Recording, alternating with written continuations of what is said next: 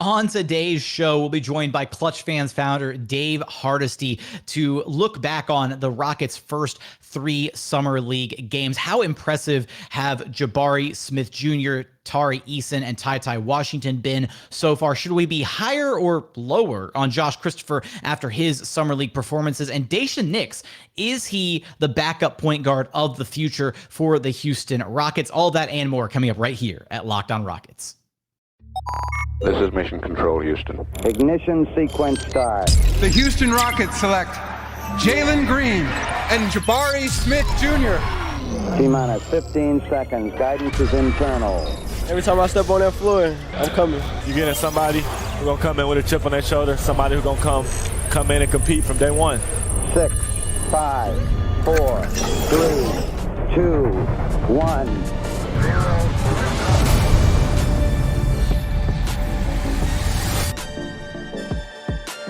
What's up, and welcome to another edition of Locked On Rockets, your daily podcast home for everything Houston Rockets basketball. As always, I'm your host, Jackson Gatlin, native Houstonian and credentialed media member. I'm also the host of Locked On NBA Mondays, host of the State of the Rockets podcast, as well as the founder of ClutchCityControlRoom.com. Be sure to follow along on Twitter at JT Gatlin, and the show, of course, at Locked On Rockets. As always, we appreciate you for making Locked On Rockets your first listen each and every day. We're free and available on all platforms, including YouTube, where you can help us out tremendously by commenting on the videos. Go to YouTube, search Locked On Rockets, like, comment, subscribe, all that stuff. Remember the mantra: for the house, for the team, for the algorithm. Go comment on YouTube. I sincerely appreciate it.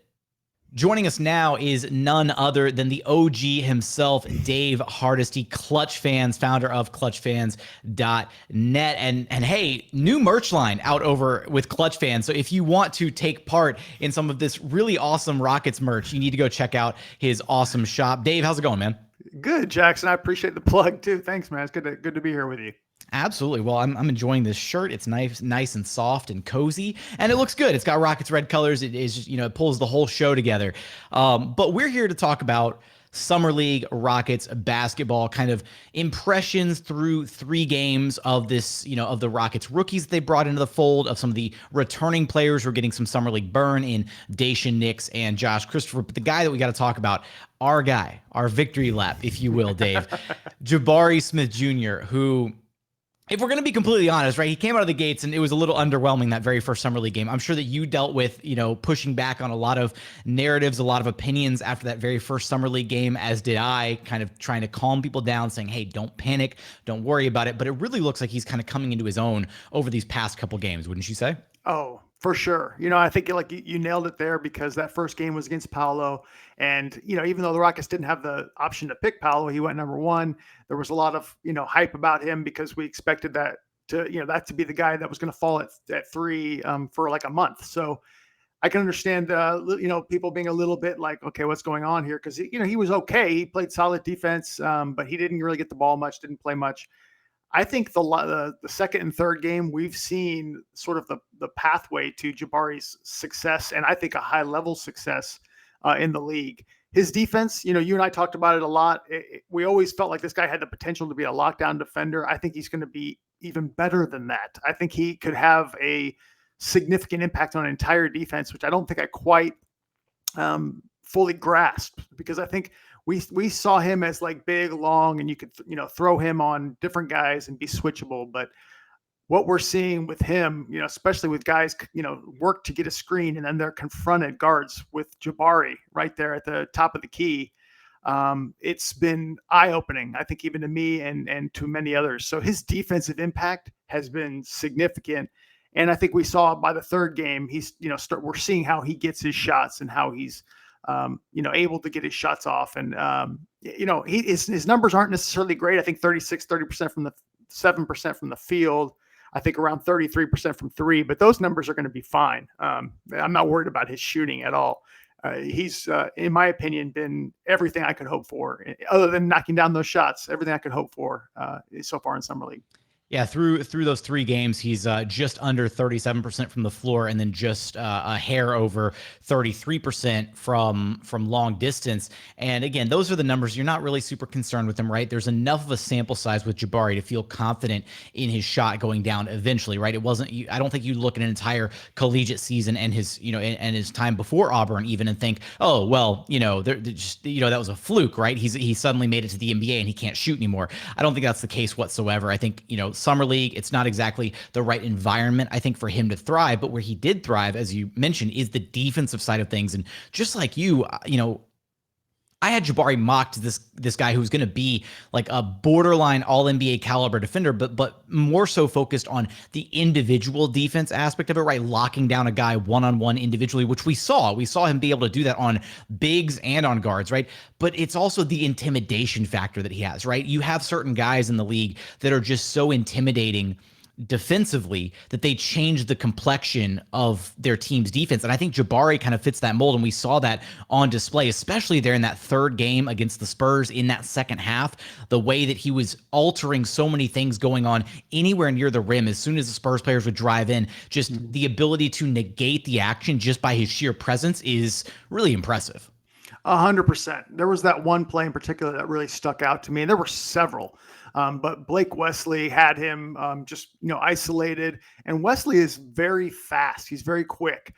He tried to he made a great move to go by Jabari, and you could see the length at work. I think you even got that clip on video. Oh, the baseline angle block. Yeah. Yes. Yeah. That was a nice catch, by the way. It was just so impressive to me. Like, wow, NBA teams basically rely a lot on screens and switches and finding the weak link. And it's going to be very tough for NBA teams eventually down the line here to be confronted with Jabari. And as far as trying to get shots off or get past the guy, it's not going to be a mismatch or a weakness. So I think this is going to have a significant impact long-term on the Rockets as far as their defense. I mean, as you know, they were 30th in defense, dead last. With the addition of him and, of course, Tari Eason, I think the Rockets are moving in the right direction defensively. And what really excites me, too, is when you look at just what he's been able to do just in 3 games defensively, or at least, the last 2, since the first one was, a little so-so, is the idea of now having him alongside Alperen Sengun, which, again, I wasn't necessarily banking on Jabari being able to maybe, cover up for some of Alp's defensive deficiencies, if that's what we want to go ahead and call it. But now I'm kind of thinking like, oh, he's the kind of guy that can kind of cover for for other guys defensively. Like, he's going to be the kind of guy that can make up ground for your team defensively, because maybe you have a bit of a weaker link in your back line or on your perimeter, and Jabari makes up for that, right? If you've got a weaker perimeter defender and somebody gets by him, he's there as your backside help, right? He's the guy who's going to rotate over and contest them at the rim or switch out onto them on the perimeter, or vice versa with Alp. If you've got a weaker defender in Alp, maybe somebody who's going to get brought out to the perimeter, taken advantage of. You've still got Jabari, whose length kind of closes things off defensively, and the idea of him being paired next to Alp now moving forward, both offensively and defensively. We've been hung up on the defensive side, but the offense also makes so much sense too, because Alp's going to have a field day facilitating for this guy on offense. Oh, absolutely. I think offensively it's going to be awesome. This is definitely great for Alp's career as far as his career in Houston. I think they're going to be pairing up really well together. Alp's going to find him a lot for shots, I think. So there's a lot of positives there. Defensively, we'll see. I think it's a huge boost to have Jabari next to him to kind of cover up some of those things. But it's funny, and this is no disrespect to Alp, but as I watch this and I watch Jabari and Tari play together, I feel like they have enormous potential, as at least in stretches, playing 5 and 4. Jabari going to 5, Tari going to 4, having another either scoring wing or defensive wing. But I think that the Rockets in small stretches could be just ruthless, fearsome down the line with that kind of length and energy and defensive just wherewithal in that lineup. And of course, neither one of those players are liabilities on the offensive end. So yes, I love what it's going to do with Alp, but I'm also thinking about the possibilities that they'll have when Alp takes a rest, because I think that these guys are very versatile and very dynamic on both ends of the floor. I think based on some of the reporting from Jonathan Fagan before Summer League actually started, taking place, the Rockets' vision for Alperen moving forward next season is to get him anywhere from 28 to 30 or so minutes a night, which opens up again. That's another 18 to 20 minutes, give or take, at that backup 5 spot. Maybe a majority of that chunk goes to Usman Garuba, but I would, fully expect another small portion of that, maybe anywhere from 8 to 10 minutes a night, to be committed towards the Rockets playing small ball. They like to go small. They've done it consistently over the past 2 years since Steven Silas has been here. Historically, they've done it even before the Silas era, and so I wouldn't expect that to change. So maybe we do get a glimpse of Jabari Smith, Tari Eason, Jae'Sean, like just a dog, like defensive, versatile, like lineup that can switch 1 through 5 and cause absolute hell. But coming up, I do want to shift gears here and talk about, I was almost going to say, wow, I almost said Tari Eason, and that's not right. I'm getting all tongue tied over here. Ferrari on the brain for sure, yeah. There you go. Tari Ferrari Eason, who has a different nickname that we just found out about that I want to chime in segment 2, which I think is an incredible nickname given to him by his mother. We're going to talk about him. Wow. We'll talk about Daishen Nix. We'll talk about Josh Christopher. We'll talk about TyTy Washington, all of that. But first, a quick message from our friends over at Built Bar. Look, when it comes to protein bars, you got to check out Built Bar. They're the #1 protein bar on the market, and for a really good reason, right? Every single bar is coated in 100% delicious chocolate. They're basically candy bars that are jam-packed with protein. The bars are delicious. They're easy to eat. They're chewy. They're not gritty or chalky like other protein bars on the market. They've got incredible flavors that you can pick from. The menu just goes on and on. They got raspberry, strawberry, mint brownie, salted caramel, cookies and cream, peanut butter, coconut brownie chunk is my #1 flavor. Just so many different options to choose from. Every single bar is low cal, low sugar, high protein, high fiber. Amazing if you're on a keto diet. Amazing if you're trying to cut back a little bit, maybe lose a little bit of weight. You can check them out. Just go to built.com and use promo code LOCK15 to get 15% off your very next order of the best tasting protein bars on the market. Again, that's promo code LOCK15 for 15% off at built.com.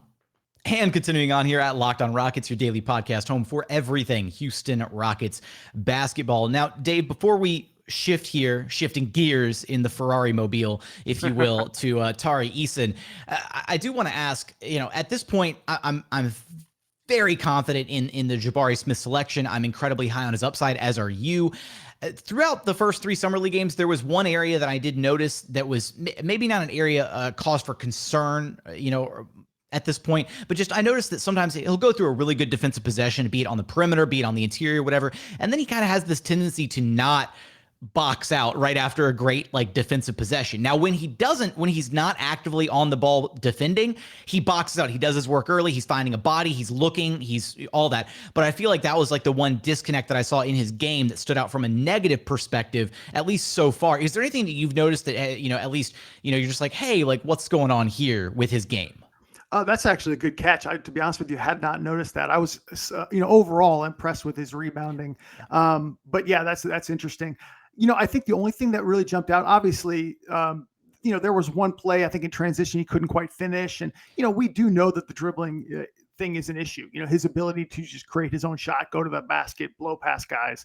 I think he's got the length and he's got good enough speed to do it, but his ball handling is a little suspect. We knew that. I'm not concerned about it. I'm not concerned about his shot creation ability, but that's something that, you watch Paolo and then you watch him. There's a stark difference between the two in that regard. I think the only other minor thing for me is just maybe a little bit of foul trouble at times. Nothing major. I think Wiseman had 8 fouls the other day. So, I mean, it's in Summer League. We see that type of thing happen, but just something I think he'll adjust to. I think his defensive presence has been so significant that I'm not too concerned about fouls long term. So I think that'll be something he'll adjust to quickly. Okay. All right. Well, and I've kind of observed the same thing as well. I think that's why, thank goodness for Summer League having the 10 foul limit, because otherwise Jabari and Tari would have fouled out somewhere in that first game by about halftime, because it felt like they were being hyper aggressive there against the Orlando Magic, picking up an absurd amount of fouls. But speaking of Tari Eason, who has been arguably, Dave, is it? I know that we're both excited about Jabari, and I know that he's got a very, very bright future, a ton of talent. Is it fair to say Tari's been the most impressive rookie so far in Summer League? Because I think he has. I think he's definitely stolen the show. Yeah, I think he's been the guy that most fans are like, their expectations, he's exceeded them. Jabari, I think fans are still trying to adjust, and I think some maybe don't quite fully grasp the defensive impact. They're looking just at the box with Jabari, but I think it's fair. Tari has been outstanding. I mean, he's done kind of whatever it's taken. I think his ball handling ability is better than I expected. I mean, we knew his left hand wasn't great. Going left isn't great. But like in a pinch, that guy's going to be able to at least attack the basket. He gets to the line, he rebounds. He's all over the place as far as, defensively, and just his length and hand size and wingspan are all coming into play. I think to have a guy like this, it's just a matter of, is he going to continue to progress like with the mental game and understanding all the switches and schemes? If so, I mean, this is a Kawhi level prospect defensively as far as his measurables and everything. There's a significant impact that a guy like Tari Eason could have on the Rockets. Maybe not right away, but I do expect it this season to see him having a big role on the team. And, you mentioned like the Kawhi level impact, right? And I get from a measurables perspective, from like the physicals and everything, Kawhi definitely, that's the guy, that's the comp that makes the most sense when you look. I mean, they're basically the exact same height, huge wingspan, crazy, hand size, all of that. But from a gameplay perspective, I've heard this multiple times now. Shout out to our guy, Roosh Williams, who mentioned to me. I've had a few other people tweet at me this like comp, and I can't unsee it now. He's like a more controlled Corey Brewer. Do you see that? Yeah, it's funny you say that, because I always joked around that he was like Corey Brewer on steroids as far as like his strength and his like, that's the way he plays. I think he's a little bit better offensively than Corey was coming into the league, but Corey Brewer was super active and just was kind of wiry. He always reminded me of this is going way back, but like a Stacey Augmon type player, plastic man kind of thing. Yeah, that's sorry, that's an old reference, but I think he's more like, if you were to combine the two somehow, like somewhere between Brewer and Kawhi as far as his impact, that's what it would be. Brewer is, I think, a very fair comp, but I just think he's bigger, stronger, bigger hands, has more potential defensively. Yeah, it's something about his play style just reminds me so much of Corey Brewer. But again, I think that if Corey Brewer was always at like, if he was always going like 110, then I think Tari's like going at like 95, because I think he just seems a bit more in control of what he's trying to do on the floor with the moves that he's making, with the decisions that he's making.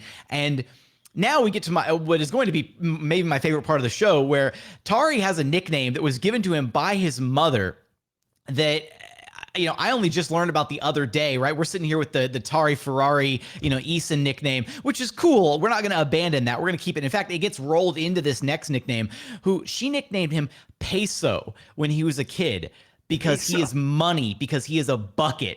And so here it is. We've got the Banco de Texas with the mil pesos and the Tari Eason face and the Rockets logo in the background. That is awesome.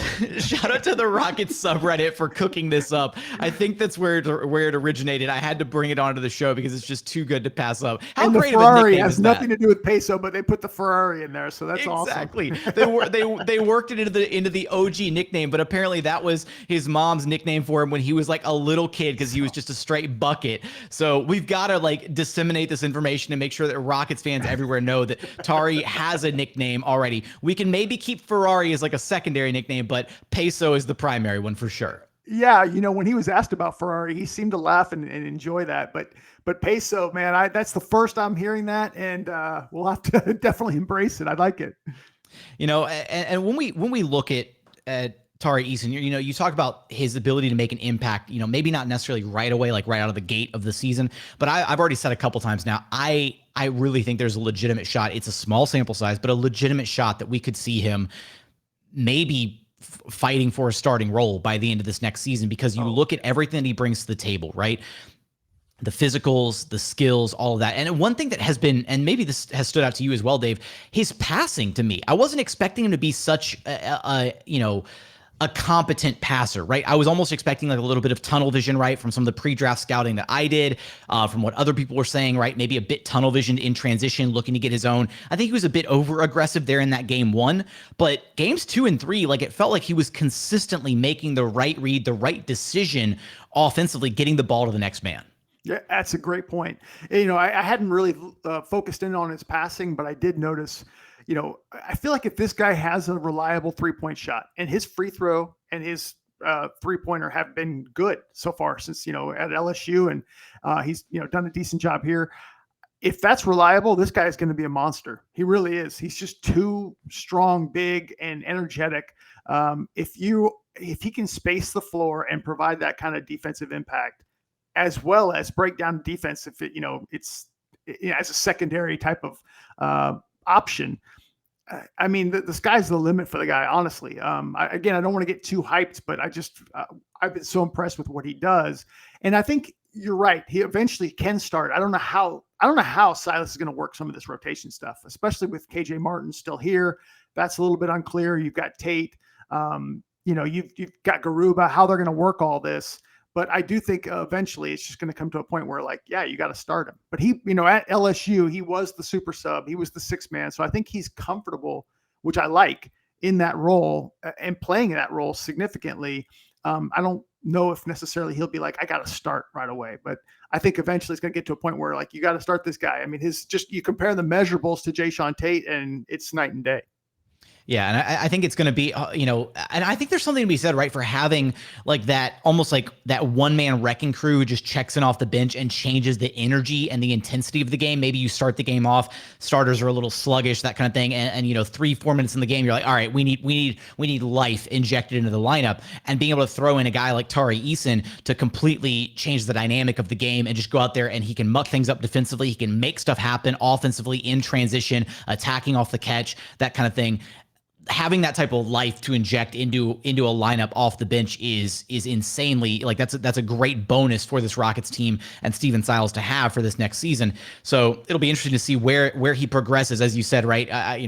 Our last episode, I weighed all the different wings on this roster. I'm like, so there's going to be two dudes getting the short end of the stick here at some point for this Rockets team once we get out of training camp and into the actual regular season, because there's no way you can have nobody does a 12-man rotation in the NBA, so somebody's going to lose some minutes somewhere. But coming up, we got 3 guards we want to talk about here in Josh Christopher, Daishen Nix, and TyTy Washington. We're going to get there in just one moment. And final segment here at Locked on Rockets, your daily podcast home for everything Houston Rockets basketball. Now, we've got 3 guards to talk about here in the final segment that have been on display throughout Vegas Summer League. Josh Christopher being shut down for the remainder of Summer League, so his games are all in the books. He is done for. A little bit of right hip soreness is the reason, although the coaching staff was planning debating the idea of sitting him out anyways before the right hip soreness became a thing. But Dave, you went on Twitter the other day and you basically said that you were actually higher on Josh Christopher going into Summer League than you are now after watching him, have a couple performances. What has changed about your perception about Josh Christopher from these handful of Summer League games? I thought his hoops IQ was lower than I gave him credit for. I mean, just again, this is Summer League, so the role he's playing here won't necessarily be what we saw last year. I think he did a good job last year, which is kind of what built up, I think, some of the expectations in my mind. But boy, I got to tell you, even though he's a bucket, he's a offensive, a skilled offensive player, I just thought there were a lot of times, several instances, more than a handful, where I just thought he played really selfishly. Took it on 3 guys with players open on the corners. It was just a selfish brand of basketball. I know he was effective, overall in stretches. I wasn't impressed with him. I'll just put it that way. I think especially in light of what Rafael Stone talked about in his interview, and I think it was something that we all talked about going in, Summer League, a lot of players, and Josh Christopher isn't really in this boat, but a lot of players want to go in and just show you everything that they can do. And we already knew Josh Christopher could score. We need to see him facilitate. We need to see him, play better off-ball defense. I just don't think any of those things shone through. And it was, mainly him just attacking. And I don't know. It's just Summer League, but I just was a little bit frustrated with his play in these first 3 games. No, I think that's a fair assessment, right? I walked away after game one thinking like, man, like, one rebound, one assist, like we know that Josh can go out there and score. Like, I want to see him impact the game in other ways. And then he came out in game two, and I think game two is arguably probably his best summer league game. He had the 9 rebounds. He was very active on the glass, and then he had 5 assists in that one. So he did have an uptick in his, his facilitating ability for his teammates. And I think there was a very much a directive from both the coaching staff and from the players on the floor themselves of recognizing, oh, hey, like we did a piss poor job of getting our best player, Jabari Smith, the ball. Let's make sure he gets as many shots as possible this game. And unfortunately, he didn't sink those shots, but they still wound up winning the game, easily. So I did like his presence more in that second game, and I felt like in games 2 and 3 he was better from an on-ball defensive perspective. But like you, right, I do think that there was, he left a little bit to be desired by way of the team defense, and then kind of leading as that veteran on the floor, right, that grizzled vet at 20 years of age,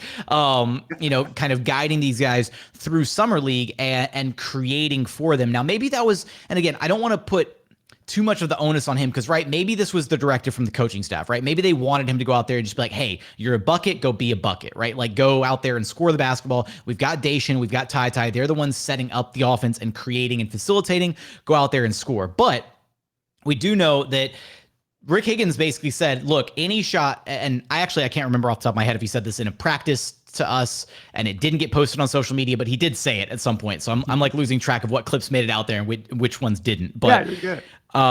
He did say that any shot that a player takes over 2 sets of hands is a bad shot, because that means that somewhere on the floor, you might not be able to see them, but somewhere on the floor, you have a teammate that is wide open. If you have 2 sets of hands in front of you when you're going up for a shot, that means you have a wide open teammate. And I do agree with you. I think there were plenty of times where Josh went up against 2, sometimes 3 defenders in the paint, because he has that skill, right? He can break down a defender off the dribble, get into the paint, get to his spot. But it's once he breaks down the defense, that's the next step to his game. That's the next level to his game, is recognizing, all right, I've created the advantage for our team. Now I need to find the open man and kick it back out. Yeah, I think, with a guy like Josh Christopher, and it also kind of brings into light a little bit where, as fans, everything the rookies do, and anything that they do impresses us. Second-year players the bar's higher. We want to see them do more. I think that's coming into play here a little bit. We all want to see Jabari take more shots. So Christopher shooting 20 times. Jabari could blow his nose on the bench, and Rockets fans would be like, "Yes, it's magnificent." That's exactly right. But with him, I mean, and I don't mean to knock AAU ball, but I think because AAU takes strays, it really shouldn't. But sometimes people talk about AAU ball being going out there and getting your own. And I think sometimes he's got to graduate to the next level where he's impacting the game without the ball in his hands, without scoring. He had some really good plays in that third game. I think it was the third game where in the fourth, he made some good defensive plays, some good offensive plays, had that really nice block on the break.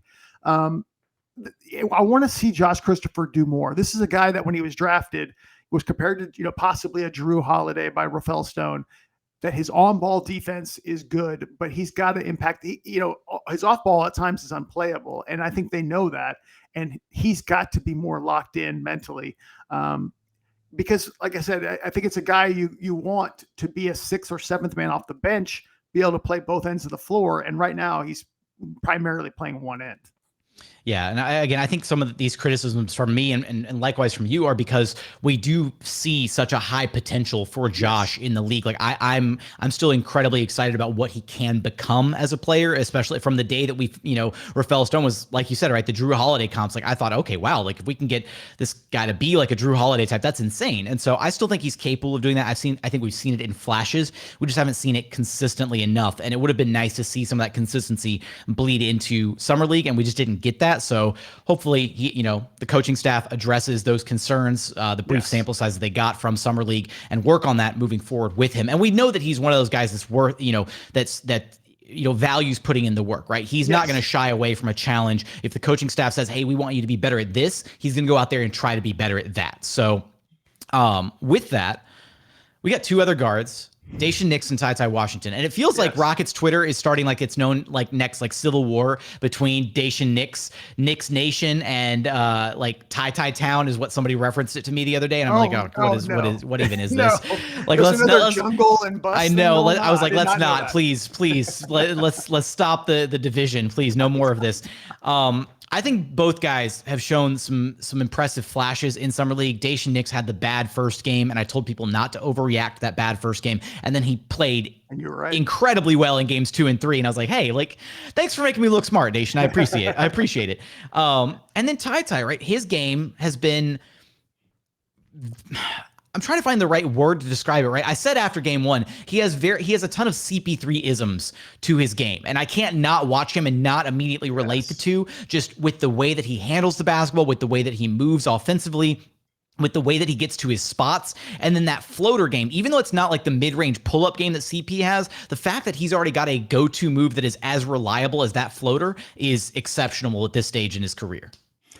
Yeah, it's interesting. I look at Chris Paul as maybe the perfect point guard. I know that's, you can debate that, but as for his ability, when he came to the Rockets, most point guards aren't ball dominant. His ability to play off the ball was just stellar and incredible. And I think that's one of the reasons I like TyTy a little more as far as their potential. I think TyTy could be really good for the Rockets off the ball. I think he's a guy who could run the offense. He's a good passer. He can defend. I think he can do a lot of the little things. He can shoot, but he doesn't require the ball to be the most effective. And I think he's going to make plays for the team first. Nix is very interesting. Tony Jones of The Athletic had a really good comment, said, he's the best point guard on the roster by far. That took me back a little bit, but you know what? He does have really good point guard instincts. He's just a different style player. He is more ball dominant. I do think his 3-point shot has been pretty effective, both in RGV last year and, so far what we saw in stretches here in the Summer League. His first year in the G League before he was drafted, he was absolutely terrible.